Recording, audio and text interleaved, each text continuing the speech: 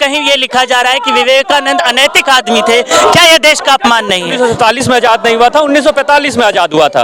विवेकानंद जी के बारे में लिखा गया है कि वो एक अनैतिक व्यक्ति थे। नमस्कार, मैं सीएल भारद्वाज, न्यूज़ टीवी देख रहे हैं आप। मैं अभी दिल्ली में मौजूद हूँ और तमाम जो छात्र यहाँ पर ड्यू के हैं वो यहाँ पर मौजूद है। तो आप देख सकते हैं यहाँ पे तमाम जो है वह जो प्रशासन है, जो छात्र हैं वह बात कर रहे हैं कि छात्र विरोधी प्रशासन मुर्दाबाद के तमाम नारे यहाँ पे लगा रहे हैं। तमाम छात्राएं छात्र यहाँ पर जहाँ संगठन में है, पुलिस ने भी यहाँ बैरिकेडिंग लगा दी है ताकि ये लोग उस पार जो है वहाँ नहीं जा पाए आगे साइड पर। क्या मुद्दा है, क्यों कह रहे हैं कि हमें गलत स्टडी मटेरियल देना बंद करें? क्या सरकार गलत पढ़ा रही है? आप अपनी मांगों को लेकर के आते हैं, लेकिन यूजीसी यहाँ से पास में ही है, आप यहाँ पर आए लेकिन आपको पहुँचाने के लिए मना किया जा रहा है, पुलिस प्रशासन आपको रोक रहा है। ये क्या दर्शाता है? देखिए, हम पहले भी यहाँ पर कई बार यूजीसी के गेट के एकदम सामने शांतिपूर्ण प्रदर्शन कर चुके हैं, लेकिन आज के समय में हम देख रहे हैं कि सिटीजन्स, आम लोग अपने बहुत ही वाजिब मांगों को लेकर एक शांतिपूर्ण प्रदर्शन करने का जो हमें लोकतंत्र और हमारे संविधान दोनों अधिकार देते हैं, उस अधिकार को पूरी तरीके से कुचलते हुए और उसको मिटाते हुए हमें जमीनी स्तर पे पुलिस प्रशासन और हमारा स्टेट दिखता है। क्यों ये किया जा रहा है? साफ सी बात है कि ये यूजीसी, दिल्ली यूनिवर्सिटी का खास तौर पर एसओएल प्रशासन हमसे बहुत ज्यादा डरता है, खौफ खाता है। उसको इस बात का खौफ है कि उसका जो व्याप्त भ्रष्टाचार है, जो बहुत ही बड़े स्केल पर कई सालों से चलता आ रहा है, उसका पर्दाफाश हो जाएगा।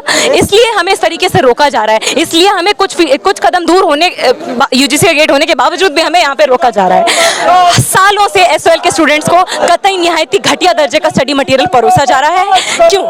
हमारे स्टडी मटेरियल में आज़ादी का जो साल है कई जगह पर लिखा हुआ है 1945। हम पिछले कई महीनों से एसओएल के स्टूडेंट्स के स्टडी मटेरियल का रिव्यू कर रहे थे और हमने ऐसी गलतियां पाई हैं कि हम ये कह सकते हैं कि मटेरियल में गलतियां नहीं हैं, गलतियों के बीच में थोड़ा बहुत मटेरियल है। और ऐसा घटिया मटेरियल एसओएल के स्टूडेंट्स को क्यों परोसा जा रहा है, मैं आपको बताती हूँ। ये इसलिए परोसा जा रहा है क्योंकि एसओएल में कौन स्टूडेंट्स आते हैं? दिल्ली यूनिवर्सिटी में बहुसंख्यक हिस्सा एसओएल के स्टूडेंट्स का पड़ता है और ये वो स्टूडेंट्स हैं जो मेहनतकश परिवारों से आते हैं, गवर्नमेंट स्कूल से आते हैं, जिनके लिए यूनिवर्सिटी रेगुलर मोड में जगह नहीं बनाती है, उनके लिए सीट नहीं खोलती है, उनके लिए नए कॉलेज नहीं खोलती है और उन्हें ढकेल देती है एसओएल में, इनफॉर्मल मोड में, सेल्फ फाइनेंस मोड में। और उसके बाद ये घटिया स्टडी मटेरियल देकर इंश्योर करती है, सुनिश्चित करती है कि अगर बहुत मेहनती भी बच्चा है, बहुत विलक्षण बच्चा भी है, उसके बाद भी इतना घटिया स्टडी मटेरियल पढ़ के वो बेटर परफॉर्म ना कर पाए, बेटर नौकरी नहीं हासिल कर पाए और गरीब परिवार से आता है तो गरीब ही रह जाए। लेकिन ऐसा क्यों किया जा रहा है, ये भी बात समझने की। आपने कहा कि अगर कोई मिसप्रिंट हो जाता है उसको लेके बात आती है, लेकिन आप इसमें कह रही हैं कि इसमें धांधली हो रही है, भ्रष्टाचार हो रहा है, ये बात बहुत अटपटी जा रही है। ये इसलिए आपको लग रही होगी अटपटी। यूनिवर्सिटी को एसओएल को ग्रांट मिलता है, पैसा, मतलब मटेरियल लिखवाए जाने के लिए पैसा मिलता है और ये मटेरियल जो लिखा जा रहा है उसका कोई रिव्यू नहीं है। खुले तौर पर एसओएल के मटेरियल में प्लेजरिज्म है, साहित्यिक चोरी, आप समझते हैं जी। ये अभी जो एकेडमिक काउंसिल मीटिंग हुई थी दिल्ली यूनिवर्सिटी की 11 अगस्त को, उसमें इस इशू को हम बहुत सारे एकेडमिक काउंसिल मेंबर्स को हमने मेमोरेंडम दिया, ये रेज किया गया और ये एक बड़ा इशू बना। यहाँ तक कि दिल्ली हाईकोर्ट स्टूडेंट्स गए थे एसओएल के 2019 में, तब हाईकोर्ट के जज ने खुद कहा था कि ये स्टडी मटेरियल इतना घटिया है कि इससे बेहतर है कि स्टूडेंट्स एनसीईआरटी या इग्नू का मटेरियल पढ़ लें। तो ये जानबूझकर हमें ये इसलिए बड़ा इशू है क्योंकि स्टूडेंट्स को तो सिस्टमैटिकली खराब शिक्षा दी जा रही है, ठीक है। एसओएल अपना पल्ला झाड़ रहा है यहाँ पर लगातार कि कोई रिव्यू, ये आप कोई भी व्यक्ति आके एसओएल का मटेरियल नहीं लिख सकता है, उसके लिए कुछ स्टैंडर्ड सेट हैं, कुछ पैरामीटर्स सेट हैं। तो यहाँ पर जब आप मटेरियल देखेंगे आपको पता चलेगा कि कोई एमए के लेवल का भी स्टूडेंट नहीं लिख रहा है, इतना खराब मटेरियल लिखा जा रहा है। मिसप्रिंट नहीं है, प्लेजरिज्म इज नॉट मिसप्रिंट, साहित्यिक चोरी मिसप्रिंट नहीं है। ये जो ग्रेव फैक्चुअल एरर्स हैं, जहाँ सुभाष चंद्र बोस को सुभाष चंद्र बोस लिखा जा रहा है, जहाँ पर विवेकानंद को अनैतिक बताया जा रहा है, अनप्रिंसिपल्ड बताया जा रहा है, हमारे ज्योतिबा फुले को राय फुले बताया जा रहा है, इस तरीके की चीजें जानबूझकर की जा रही हैं क्योंकि हम कई सालों से इसको बताते आ रहे हैं कि घटिया स्टडी मटेरियल, लेकिन संज्ञान नहीं लिया गया, सुधारा नहीं गया है, यानी कि इसके पीछे इनकी पूरी कंप्लिसिटी शामिल है। रिपोर्ट ये सब क्या है, ये समझ नहीं आ रहा है कि आप लोग कह रहे हैं कि हमें गलत स्टडी मटेरियल पढ़ाया जा रहा है, ऐसा क्यों कह रहे हैं? देखिए, आपने जो प्लेकार्ड पर लिखा है ये ये केवल प्लेकार्ड पे नहीं लिखा है, ये स्टडी मटेरियल जो एसओएल के छात्रों को दिया गया है उनकी किताबों में लिखा है। वहां पर लिखा है कि देश 1947 में आजाद नहीं हुआ था, 1945 में आजाद हुआ था। विवेकानंद जी के बारे में लिखा गया है कि वो एक अनैतिक व्यक्ति थे। तो इस तरह का अपमान, चाहे वो इतिहास का हो चाहे ऐतिहासिक महापुरुषों का हो, एक तो यह अपमानित करने वाली बात है। दूसरी बात यह है कि आप गलत तथ्य पढ़ा रहे हैं। 5 लाख छात्र जो गरीब परिवारों से आते हैं, जो मजदूर परिवारों से आते हैं, उनको आप गलत घटिया स्टडी मटेरियल दे रहे हैं। और इसी विरोध में कि छात्रों का भविष्य बर्बाद ना हो, क्योंकि घटिया जब स्टडी मटेरियल मिलेगा, गलत फैक्ट्स जब वो आंसर शीट में लिखेगा तो जाहिर बात है कि वो फेल हो जाएगा। और इसीलिए छात्र यहाँ पे इकट्ठा हुए हैं कि वो फेल नहीं होना चाहते, वो सही मटेरियल चाहते हैं, उनका अधिकार चाहते हैं। आपने कभी कंप्लेन करने की कोशिश नहीं करी कि इतनी ज्यादा गलतियां होना और उस पर आपको पढ़ाया जाना उन चीजों को? हम दिल्ली यूनिवर्सिटी वाइस चांसलर के पास भी गए थे, उस पर कोई कार्रवाई नहीं हुई। उसके बाद हमें यहाँ पे आने मजबूर हुए कि यूजीसी पे आने को मजबूर है कि यूजीसी इस चीज़ को संज्ञान में ले और इसकी जांच करवाए, और जो एक करप्शन है इसकी जांच हो, और जो एसओएल के प्रिंसिपल है अजय जायसवाल और पायल मागो जो एसओएल के जो संचालन है, इन पे कार्रवाई की जाए।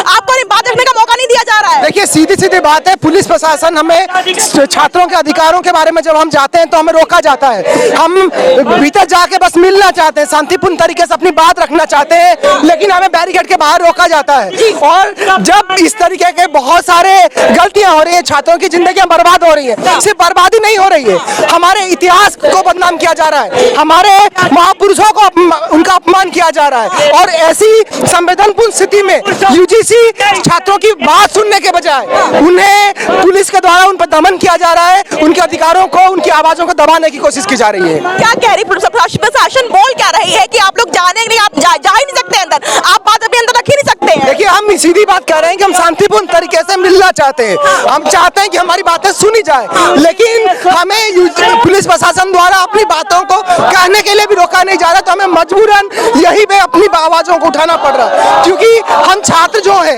लगातार समस्याओं से शामिल हो रहे हैं। अपनी आवाजों को लोग दबाते रहते हैं, हमारी आवाजों को पुलिस दबाती रहती है, और हम लगातार इनके खिलाफ आवाज उठाते रहेंगे और अपने अधिकारों को लेके, हमारे इतिहास को लेके, हमारे महापुरुषों को लेके, उनके सम्मान को लेके हम अपनी आवाजों को उठाएंगे। और एसओएल की जो घटिया मटेरियल है, डीयू का जो असंवेदनशील रवैया है, भेदभावपूर्ण रवैया है, उनके खिलाफ हम लड़ेंगे और जीतेंगे। कैसे बात पहुंचाएंगे अपने आप यूजीसी? देखिए, हम जिस मुद्दे को लेकर आए हैं, इस मुद्दे को हम सिर्फ यूजीसी तक नहीं, हम शिक्षा मंत्रालय तक भी लेके जाएंगे। हमारा केंद्रीय उद्देश्य ये है कि हमारी जो जेन्युइन डिमांड है, अगर किसी मटेरियल में ये लिखा है कि भारत की आज़ादी का वर्ष 1947 है, 47 नहीं 1945 है, मैं आपसे पूछना चाहूंगा क्या ये देश का अपमान नहीं है? अगर कहीं ये लिखा जा रहा है कि विवेकानंद अनैतिक आदमी थे, क्या ये देश का अपमान नहीं है? अगर ये कहीं लिखा जा रहा है कि ज्योतिबा राव फूले जो हमारे इष्ट हैं, जो हमारे जिन्हें हम याद रखते हैं, उनको ज्योति राय सिंह का नाम दिया गया है, तो क्या ये हमारे इतिहास का अपमान नहीं है? मैं पूछना चाहता हूँ इन सारी समस्याओं पे यूजीसी क्या कर रहा है? इतना घटिया मटेरियल अगर देश के 5 लाख बच्चे पढ़ रहे हैं और यूजीसी के अधिकारी उतनी दूर दफ्तर के अंदर बैठे हुए बस इंतजार कर रहे हैं कि कोई ज्ञापन आए और हम ज्ञापन आए ये बच्चे चले जाएं, तो इतनी आसानी से हार मानने वाले नहीं है। हमारा केंद्रीय सवाल ये है कि एसओएल पे क्यों नहीं एफआईआर दर्ज की जा रही देश का अपमान करने पे? एसओएल पे क्यों नहीं उनके अधिकारियों को जेल भेजा जा रहा देश के इतिहास के साथ खिलवाड़ करने के लिए? मेरा यहाँ पे सवाल ये है यूजीसी से कि क्यों नहीं एसओएल के ऊपर एक हाई लेवल कमेटी बनाई गई है, जिस कमेटी का कोई हाई कोर्ट का एक्स जज जिसको चेयर करे और यहाँ पे जो धांधलियां, जो घपलेबाजियां, जो करप्शन चल रहा है उसकी पोल खोली जाए। हम इस आंदोलन को यहाँ नहीं खत्म करने वाले हैं, हम अपना ज्ञापन तो देंगे ही, लेकिन हम ये चाहेंगे किसी उच्च अधिकारी से मुलाकात हो और तुरंत आज ही एक कमेटी का गठन किया जाए। खराब शिक्षा आपको दी जा रही है, आपने काफी बार लोगों से बातचीत करने की यूजीसी से कोशिश करी, फिर भी खराब शिक्षा देना, खराब शिक्षा का नाम हम इसमें क्यों दे रहे हैं, ये बात समझ में नहीं आ रही है। अगर कहीं ये कहा जा रहा है किसी किताब में कि विवेकानंद अनप्रिंसिपल आदमी थे, ज्योतिबा फुले का नाम ज्योतिबा फुले नहीं ज्योतिराय फुले है, भारत 1945 में आज़ाद हुआ, हमारा संविधान 1994 में लिखा गया, उसमें अनुच्छेद नहीं पाठ है। तो ये बताइए, ये अगर कहीं शिक्षा मिल रही है तो ये कैसे खराब नहीं है? ये कौन सी शिक्षा है? क्या ये कहीं से भी अच्छी है? जो सिर्फ ग्रामेटिकल ही नहीं, तथ्यात्मक दिक्कतें हैं, तथ्यात्मक गलती बेइज्जती करते हुए कह रही है, ये तो इतिहास बदला जा रहा है ना। कहा जा रहा है कि भारत 1945 को आजाद हुआ था। कोई स्टूडेंट अगर ये लिखा है पेपर में, तो आप ये बताइए उसको नंबर मिलेंगे? कौन टीचर उसको नंबर दे देगा? या इस तरीके से हमारे महापुरुषों का अपमान किया जाएगा तो कौन टीचर इसको पढ़ के नंबर देगा? कौन सह लेगा इसको? लेकिन ये चीज तो आजकल बहुत ज्यादा है कि आप अगर फोन में भी सर्च कर लेंगे तो गूगल पे उनमें लिख के आ जाएगा कि हमारा भारत 15 अगस्त 1947 में जो है वो आजाद हुआ। तो उसके बाद भी किताबों में ये छप रहा है, ये क्या दर्शाता है? देखिए, किताबों में भी अगर ये छप रहा है तो ये दर्शाता है कि जो सिलेबस लिख रहा है वो कोई टीचर तो नहीं है, या पढ़ा लिखा टीचर तो नहीं है। ठीक है, कोई भी सिलेबस आप बनता है तो उसकी एक कमेटी होती है जो चेक करती है कि सिलेबस कौन लिख रहा है, क्या लिख रहा है। हर चैप्टर कहीं से ढूंढ के कोई प्रोफेसर उसमें देता है। ठीक है, ये एनसीईआरटी में भी देखेंगे, आप रेगुलर में देखेंगे, हर सिलेबस में ये फ्रंट पेज पे आपको दिख जाएगा। एसओएल में आपको आश्चर्य होगा जान के कि जब आप फ्रंट पेज खोलेंगे तो उसमें कोई भी टीचर जो लिख रहा है वो प्रोफेसर नहीं है। कहीं से किसी एरे गरे को पकड़ के लिखवा दिया है सिलेबस, और स्टूडेंट से ये उम्मीद की जा रही है कि वो उसको चुपचाप पढ़ ले। हम यहाँ से चेताना चाहते हैं कि हम चुपचाप बैठ के पढ़ने वालों में से नहीं है। आप हमें गलत पढ़ाएंगे और हम पढ़ लेंगे, ऐसा नहीं होगा। आप तथ्य बदलेंगे और हम चुप रहेंगे, हम अपने महापुरुषों का अपमान सह लेंगे, ऐसा नहीं होगा। ऐसा नहीं होगा। तो आखिरी में सरकार से आपकी क्या है, आप सरकार से क्या कहना चाहेंगे, क्या संदेश सरकार को देना चाहेंगे? क्योंकि इस तरीके से आपने कहा कि आप बार बार इस चीज को दर्शाते हैं, उसके बाद भी ये चीज साफ जो है वह गलत मिसप्रिंट हो जाता है।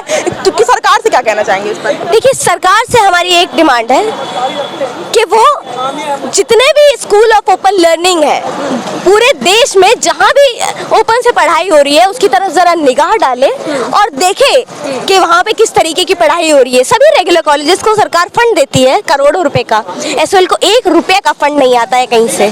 और उल्टा जो स्टूडेंट्स अपना पैसा देके पढ़ रहे हैं उनको क्या पढ़ाया जा रहा है, कैसे पढ़ाया जा रहा है, इसकी कोई सुध ही नहीं है। एसओएल में या ओपन इंस्टीट्यूशन में बहुसंख्यक हिस्सा वो जाता है, ठीक है, जो गरीब परिवारों से आता है, जो रेगुलर में नहीं जा पा रहा है। ठीक है, तो जो मेहनतकश परिवारों से आए हुए बच्चे हैं उनके साथ इस तरीके से भेदभाव क्यों? उनको क्यों सस्ते मजदूर बनने के लिए मजबूर किया जा रहा है? तो जिस तरीके से बहुत बड़ी बात हो जाती है कि अपने देश के इतिहास को लेकर के इतनी बड़ी गलतियां करना छात्र अगर कहते भी हैं तो उनकी बातों को सुना ना जा रहा। तमाम छात्र हैं, कुछ छात्र आपको यहाँ देख रहे हो, कई छात्र जो है बैरिकेडिंग के उस साइड है, इन्हें इनकी बातों को सुनने के लिए भी नहीं दिया जा रहा है। प्रशासन इनको रोक रहा है। देखते हैं फिलहाल इस पर आगे क्या होता है। तो फिलहाल इतना ही। इतने टीवी, धन्यवाद।